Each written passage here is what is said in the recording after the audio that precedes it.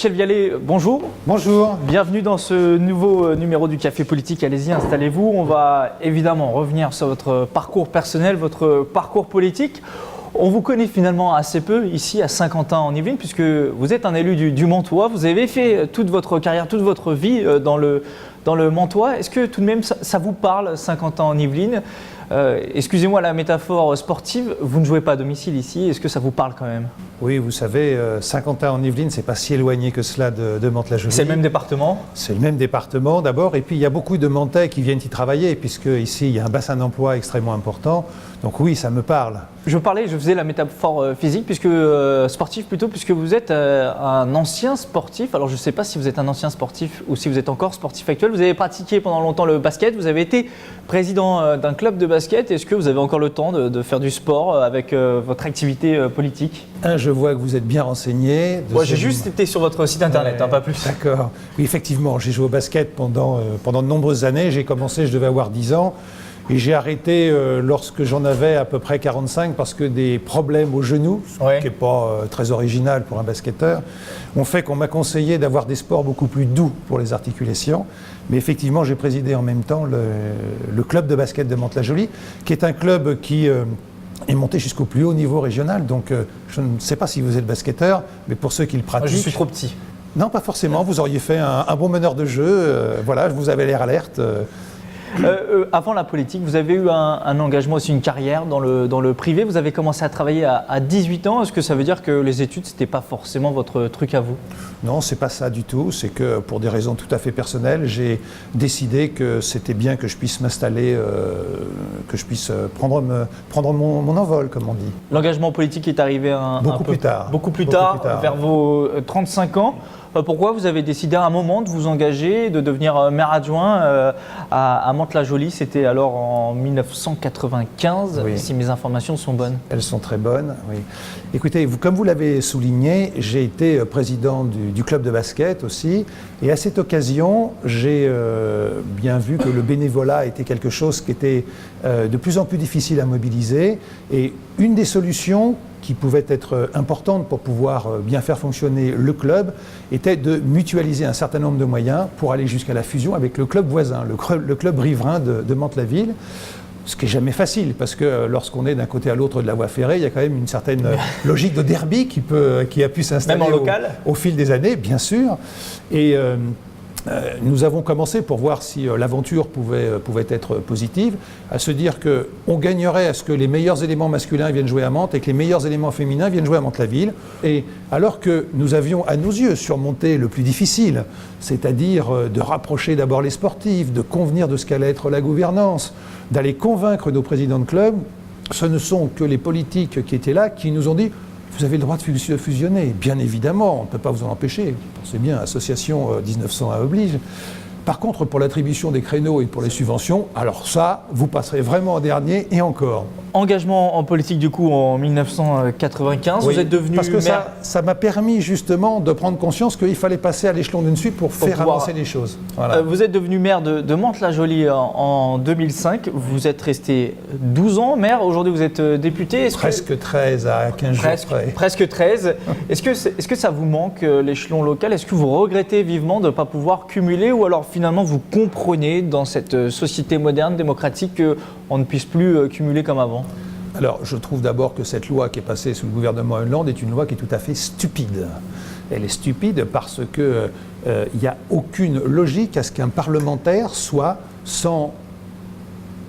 coupé de son territoire. C'est la volonté de Hollande. Macron va exactement dans le même sens. Rien ne vous empêche en tant que député de venir à Mantes? Mais de toute façon, je suis resté conseiller municipal. Oui, c'est vrai. Ça, c'est pas interdit. Et bien sûr, je m'implique sur Mantes-la-Jolie, comme dans l'ensemble de la circonscription. Mais je pense qu'avoir ce cumul des mandats n'est pas une difficulté en tant que telle. Au contraire, ça pouvait avoir des intérêts. On va toujours les avoir, je vais toujours militer et travailler pour le Mantois.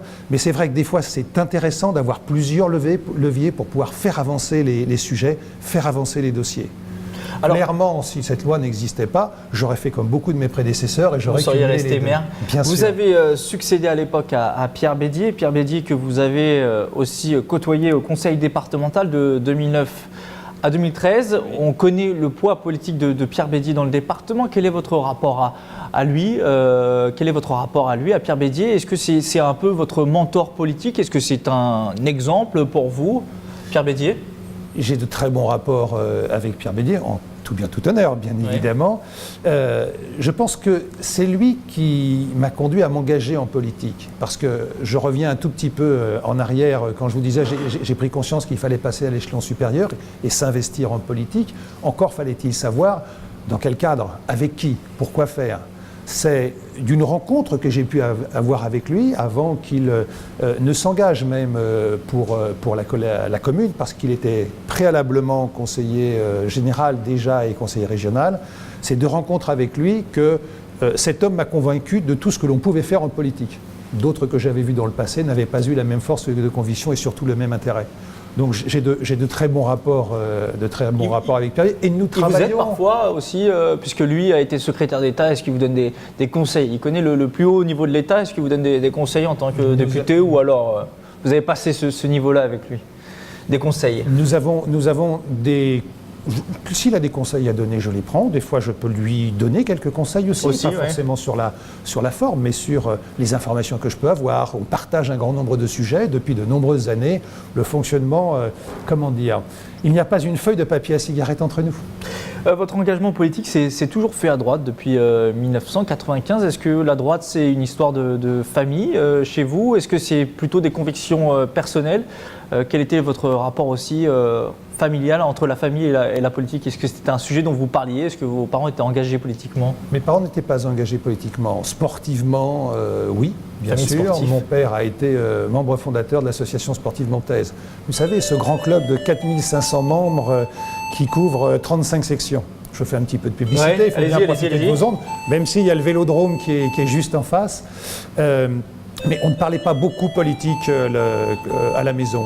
L'engagement à droite, c'est pas parce que c'est la droite ou que c'est la gauche, c'est surtout autour des idées, des projets qui pouvaient être portés également localement. Ouais.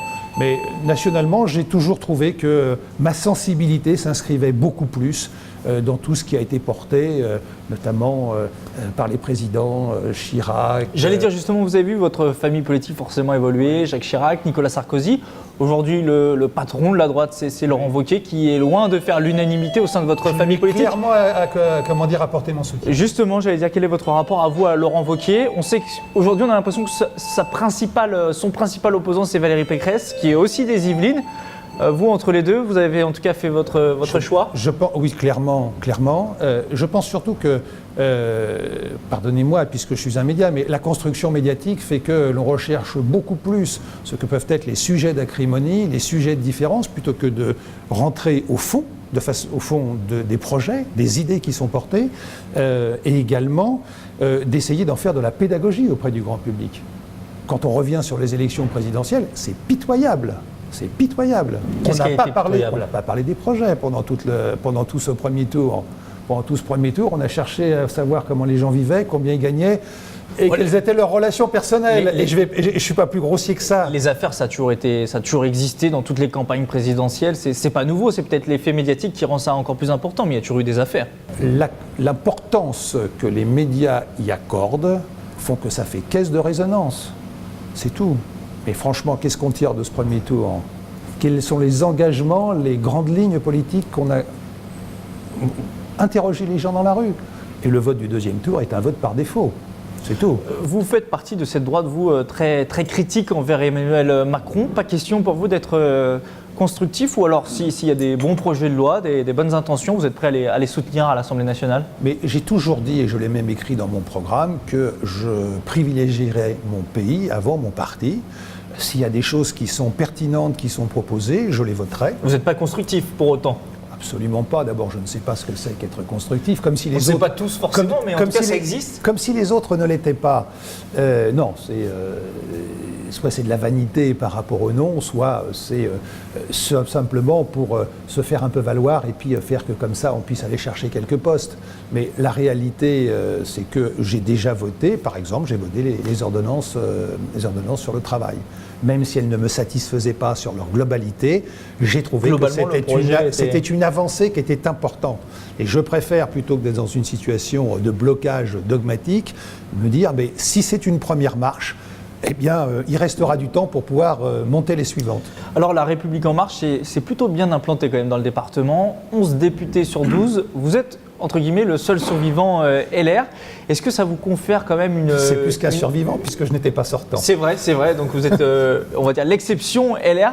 Est-ce que ça vous met une pression particulière? Est-ce que vous avez l'impression d'être un peu plus scruté que d'autres? Puisque dans le département, il n'y reste que vous, entre guillemets. Alors, bien sûr, il y a les conseillers départementaux, il y a les sénateurs, mais les sénateurs, on connaît beaucoup ces députés, beaucoup plus que ces sénateurs.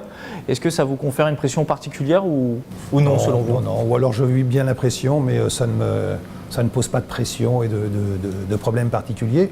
Parfois, c'est vrai qu'on peut se sentir un petit peu seul lorsqu'il peut y avoir des projets de territoire qui seraient intéressants de pousser ensemble. Mais bon, alors la vague En Marche que vous évoquiez, c'est pas une vague assise sur la notoriété, c'est pas une vague qui a été assise sur une légitimité de compétence des intéressés par rapport à ce qu'ils auraient pu mener comme action dans le passé, puisqu'ils n'en ont pas mené. Pour terminer cette émission, on a commencé avec du basket, on va terminer avec du basket. Une question, est-ce que vous, l'ancien joueur, l'ancien président de club, est-ce que vous connaissez le nouveau nom de la Ligue professionnelle française de basket? On ne dit plus Pro A désormais, est-ce que vous savez ce qu'on dit? Eh bien écoutez, non, parce que... C'est la JP Elite, c'est du naming, ça permet de faire rentrer de l'argent. Qu'est-ce que vous en pensez en quelques secondes de ce naming? Il y a aussi le football qui a ça désormais. Écoutez, vous voyez, est-ce que vous le regrettez comme quoi les activités de députés des fois éloignent un petit peu des précisions sportives. Il y en a qui critiquent beaucoup ce genre d'initiative. Écoutez, moi ce que je pense, c'est que ce qui est important, c'est que le sport soit valorisé et qu'on sache vraiment de quoi est-ce qu'on cause. Si vraiment tout le monde s'y retrouve et que ça permet peut-être d'apporter un petit peu plus de fonds privés sur le sport, c'est le but. Je pense que c'est une excellente chose parce qu'on a besoin pour fonctionner d'avoir des moyens. L'argent public étant de plus en plus rare, et puis l'absence de sérieux, de bonne gestion d'un gouvernement qui ne réforme pas l'État et qui continue à augmenter la dette, fait que je pense que l'argent sera toujours de plus en plus rare. Donc autant essayer tout de suite d'aller le capter chez les privés. Merci Michel Vialet d'avoir participé à ce Café Politique. Je rappelle que vous êtes député Les Républicains de la 8e circonscription des Yvelines. C'est-à-dire le Mantois, autour de Mantes-la-Jolie. C'est noté. Prochain numéro du Café Politique vendredi prochain à 20h30.